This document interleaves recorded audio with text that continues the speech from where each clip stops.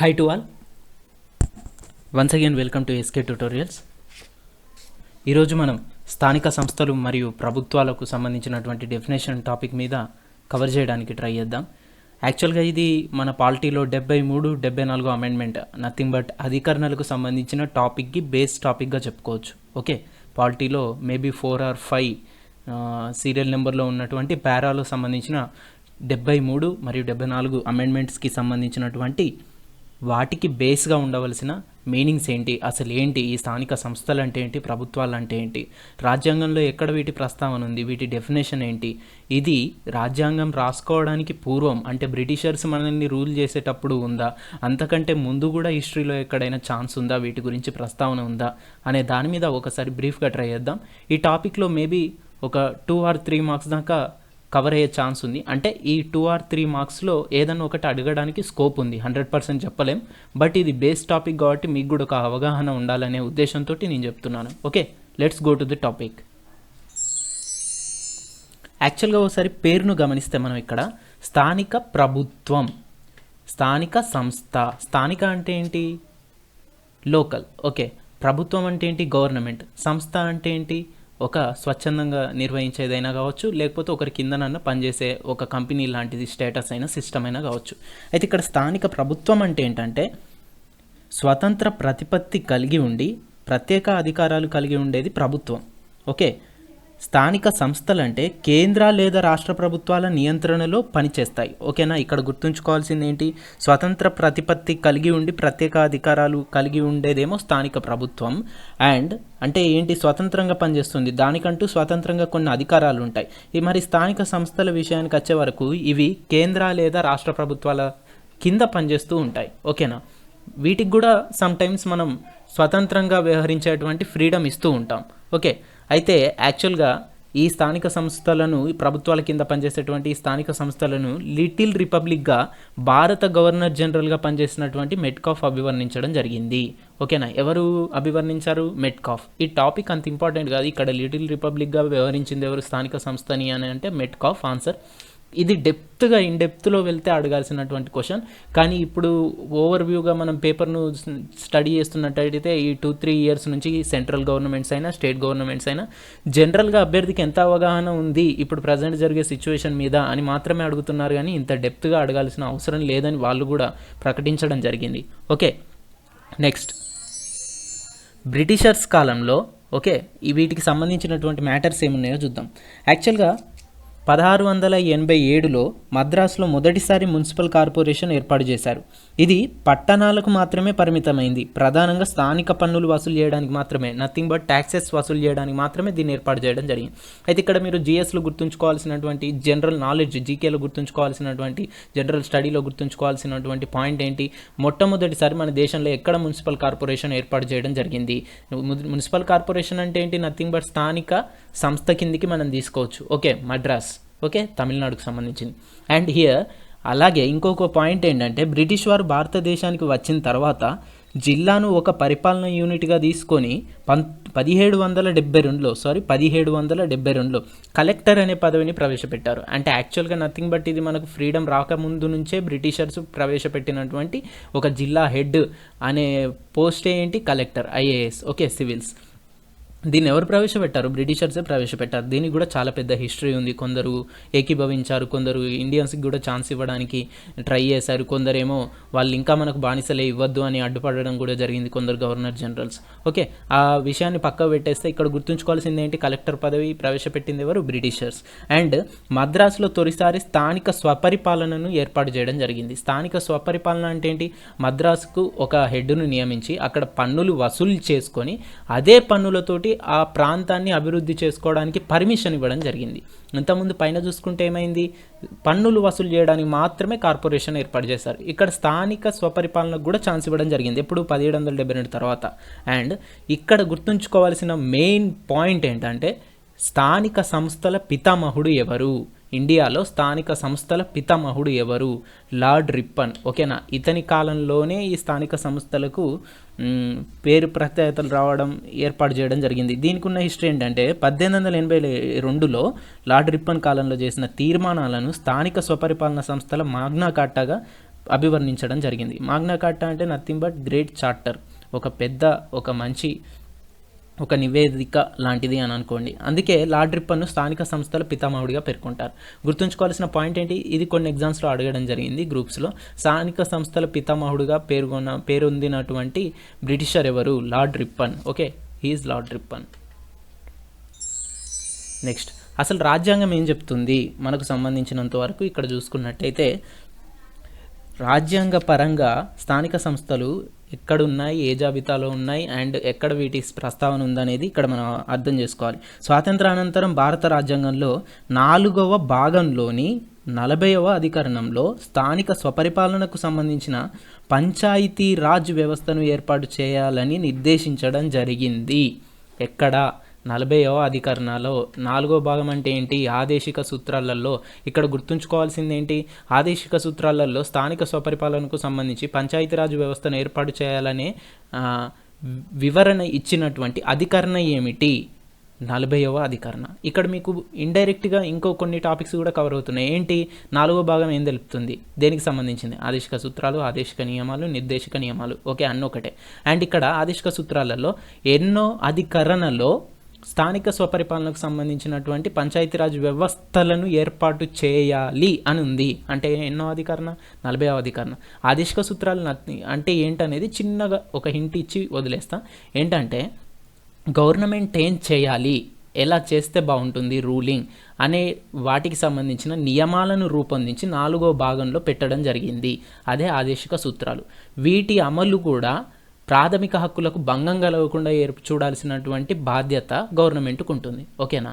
దాన్ని క్రాస్ కావద్దు. ప్రాథమిక హక్కులకు సంబంధించింది అంటే ఆదేశిక సూత్రాలు అంటే ఏంటి? గవర్నమెంట్ ఏం చేయాలి, ఎలా చేస్తే అందరికీ న్యాయం జరుగుతుంది, ఎలా ఉంటే దేశం డెవలప్ అవుతుంది అనే వాటికి సంబంధించి 4వ భాగంలో ఆదేశిక సూత్రాలను రాయడం జరిగింది. ఇలా చేయండి, ఇలా ఏర్పాటు చేసుకోండి అంటే ఇక్కడ మీరు ఇది కూడా గమనించండి. 40వ అధికరణ ఏం చెప్తాంది? స్థానిక స్వపరిపాలనకు సంబంధించి పంచాయతీరాజ్ వ్యవస్థను ఏర్పాటు చేసుకోవాలి అనుంది. ఏర్పాటు చేశాము, వాటిని కాపాడాలి అని లేదు, చేయాలి అనుంది. అంటే అప్పటిదాకా ఉందా? మీరే చేసుకోవాలి, మీరే ఏర్పాటు చేసుకోవాలని అర్థం. అంటే గవర్నమెంట్కు మార్గనిర్దేశకం చేసేటివేంటి? ఆదేశిక సూత్రాలు. అది ఎన్నో భాగం? 4వ భాగం.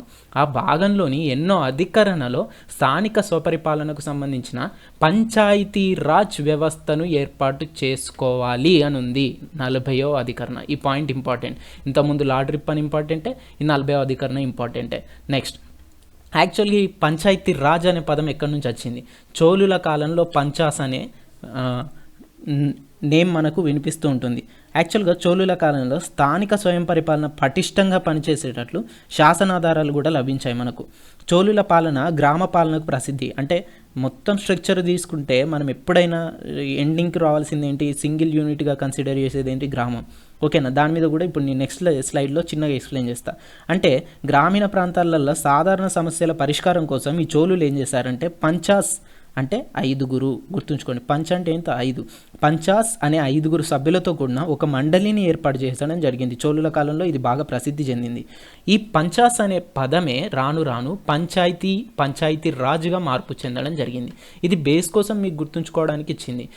అండ్ ఇన్ సమ్ టైమ్స్ అడిగేవాడికి అంటే ప్రశ్న అడిగేవాడికి రాసేవాడు అంటే ఎప్పుడైనా లోకివే. మనం నార్మల్గా జనరల్గా అభ్యర్థికి ఎంత అవగాహన ఉందనేది టెస్ట్ చేస్తే సరిపోతుంది. ఇంకా ఫిల్టర్ చేయాలని అంటే మరి ఇలాంటి పదాలు కూడా అడిగే ఛాన్స్ ఉంది. కాబట్టి ఇది నేను మీకు ఎక్స్ప్లెయిన్ చేస్తాను. ఇది అంతగా గుర్తుంచుకోవాల్సిన అవసరం లేదు, కానీ చోళుల కాలంలో పంచాస్ అనే పదం వాడబడింది అనేది ఒకటి మీరు గుర్తుంచుకుంటే సరిపోతుంది. ఇంతేకాదు, చారిత్రక నేపథ్యంలో చూసుకుంటే మన కౌటిల్యుని అర్థశాస్త్రంలో కూడా గ్రామకుట అనే పదాలను, గ్రామ అధికారులకు సంబంధించిన పదాలను ఈయన వాడిండు. గ్రామాధికారిని గ్రామణి అని, 10 గ్రామాలకు అధిపతిని గ్రామణి అని, దశగ్రామణి అని పిలిచేవాళ్ళు కూడా ఆ కౌటిల్యుని అర్థశాస్త్రంలో. ఇలాంటివి నేను ఇదివరకే మీకు ఒకసారి కాకతీయుల కాలంలో చెప్పేటప్పుడు, వాళ్ళ గ్రామీణ వ్యవస్థకు చెప్పేటప్పుడు ఇలాంటి అధికారులు ఉండేవాళ్ళు అనే అవగాహనతో కూడా మీకు ఒకటి ఎక్స్ప్లెయిన్ చేయడం జరిగింది. ఓకే, నెక్స్ట్, స్థానిక సంస్థలు ఏ జాబితాకు చెందినవి? ఇది చాలా చాలా ఇంపార్టెంట్. లార్డ్ రిప్పన్ ఇంపార్టెంట్, అలాగే ఆదేశిక సూత్రాల 4వ భాగంలోని ఎన్నో అధికరణలో ప్రస్తావన ఉంది, పంచాయతీరాజ్, అది ఇంపార్టెంట్. నెక్స్ట్ గుర్తుంచుకోవాల్సింది ఏంటి? స్థానిక సంస్థలు. ఇంతసేపు మనం చెప్పుకునేది ఏంటి? 73, 74కు సంబంధించిన స్థానిక ప్రభుత్వాలు, స్థానిక సంస్థలకు సంబంధించిన వాటి మీద అవగాహన చెప్పుకుంటున్నాం. అందుకే ఈ క్వశ్చన్ కూడా చాలా చాలా ఇంపార్టెంట్. చాలా గ్రూప్ 2 ఎగ్జామ్స్లో, గ్రూప్ 1 ఎగ్జామ్స్లో, ప్రిలిమ్స్లో కూడా అండ్ యాజ్ వెల్ యాజ్ చాలా స్టేట్ కండక్ట్ చేసిన, సెంట్రల్ కండక్ట్ చేసిన ఎగ్జామ్స్లో అడగడం జరిగింది. స్థానిక సంస్థలు ఏ జాబితాకు చెందినవి? ఇంపార్టెంట్ క్వశ్చన్, చాలా చాలా ఇంపార్టెంట్. కేంద్ర జాబితా, రాష్ట్ర జాబితా, ఉమ్మడి జాబితా, నన్ ఆఫ్ ది ఎబో. అంటే నన్ ఆఫ్ ది ఎబో అంటే ఏంటి? ఎవరైనా చేసుకోవచ్చు, ఏమైనా చేసుకోవచ్చు అని. ఓకే, ఇక్కడ గుర్తుంచుకోవాల్సింది ఏంటి? కేంద్ర జాబితానా, రాష్ట్ర జాబితానా, ఉమ్మడి జాబితానా? ఇప్పుడు నేను ఒకటి చెప్తా, మీరు గుర్తుంచుకోండి. స్థానిక సంస్థలు ఎక్కడ ఏర్పాటు చేస్తారు? దేశం మొత్తం మీద ఎట్ ఏ టైం ఏర్పాటు చేసుకుంటారా? అందరూ చేసుకోవాలని రూల్ ఉందా? లేదు. ఓకే, నెక్స్ట్ ఎక్కడ ఏర్పాటు చేయాలి స్థానిక సంస్థలు? ఎప్పుడైనా ఒక నగరంలో, ఒక మండలంలో, ఒక గ్రామంలో ఏర్పాటు చేసుకోవాలి. దీనికి ముందు ప్రిఫర్ చేయాల్సింది ఏంటి? ఒక నగరం అంటున్నా, ఒక గ్రామం అంటున్నా, ఒక మండలం అంటున్నా, ఓకేనా, ఒక పట్టణం అంటున్నా, లేదా ఒక జిల్లా అంటున్నా, ముందు ప్రిఫర్ చేయాల్సింది జిల్లా అనేది మనం రాష్ట్రానికి ప్రిఫర్ చేస్తామా, దేశానికి ప్రిఫర్ చేస్తామా? దేశం అంటే ఏంటి? ఒక రాష్ట్రాల కూటమి అంటున్నాం. అంటే రాష్ట్రం అనేది బేస్ పాయింట్ దేశానికి అవుతుంది. మరి ఇక్కడ నగరం, జిల్లా, మండలం అనేది దేనికి బేస్ పాయింట్ అవుతుంది? దేనికి? రాష్ట్రానికి. ఈ మండలం లేదా నగరం లేదా జిల్లాల్లోనే మన స్థానిక సంస్థలను ఏర్పాటు చేసుకుంటూ ఉంటాం. అంటే ఇప్పుడు మనం గుర్తుంచుకోవాల్సింది, నేను ఇదంతా ఎక్స్ప్లెనేషన్ చేసింది ఎందుకు? దేని కిందికి వస్తాయి?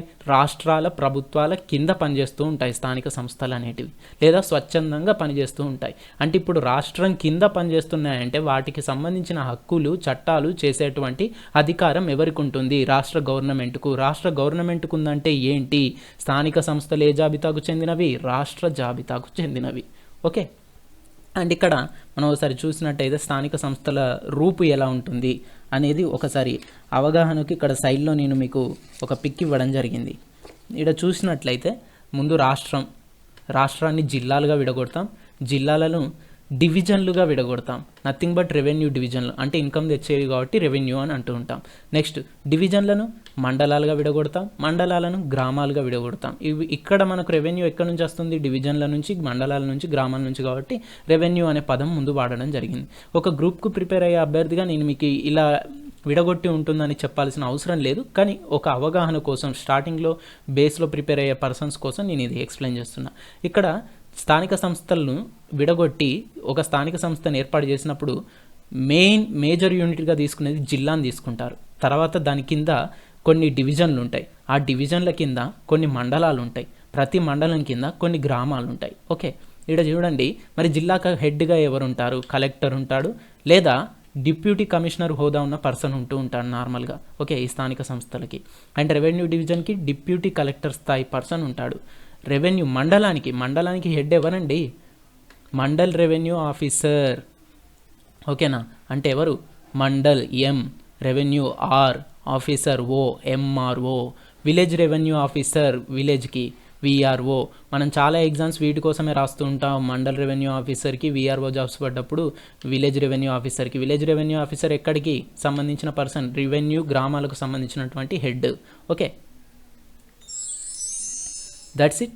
Thanks for learning and subscribe to my channel for more updates. ఇందులో మనం ఒక 3 పాయింట్స్ అనేవి మేజర్ పాయింట్స్ చూడడం జరిగింది. ఏ జాబితాకు సంబంధించింది, పితామహుడు ఎవరు స్థానిక సంస్థలకు, అండ్ ఆదేశిక సూత్రాలలో ఏ అధికరణలో చెప్పడం జరిగింది, అండ్ వీటికి సంబంధించిన డెఫినేషన్స్ కూడా నేర్చుకున్నాం. నెక్స్ట్ మనం ఈ టాపిక్లో సంబంధించి బల్వంతరాయ్ మెహతా కమిటీ అశోక్ మెహతా కమిటీ చదివిన తర్వాత 73, 74 అమెండ్మెంట్స్ గురించి ఎక్స్ప్లెయిన్ చేసుకోవాల్సి ఉంటుంది. ఓకే, నేను అప్లోడ్ చేసినా చేయకపోయినా ఇప్పుడు నేను చెప్పిన ప్రొసీజర్ ప్రకారం మీరు వాటిని చదువుకోవడానికి ట్రై చేస్తూ ఉండాలి. ఒక అవగాహన అనేది మాత్రమే ఇవ్వగలుగుతాం, కానీ ప్రతి క్లాస్ను ఇన్డెప్త్గా ఎక్స్ప్లెయిన్ చేయాలంటే మాకు కూడా టైం కన్సంప్షన్ అనేది ఎక్కువగా ఉంటుంది. ఓకే, వీలైనంత వరకు నేను కూడా అప్లోడ్ చేయడానికి, అలాగే ఉన్న వీడియోస్ని అప్డేట్ చేయడానికి కూడా ట్రై చేస్తూ ఉంటాను. ఒక అవగాహన ప్రకారం మీరు ఒక అభ్యర్థిగా ప్రిపేర్ అవ్వండి తప్ప ఏదో గుర్తుంచుకోవడానికి లేకపోతే బట్టి పట్టడానికి మాత్రం చదవకండి. Okay, that's it. Thanks for learning and subscribe to my channel for more updates. Thank you once again.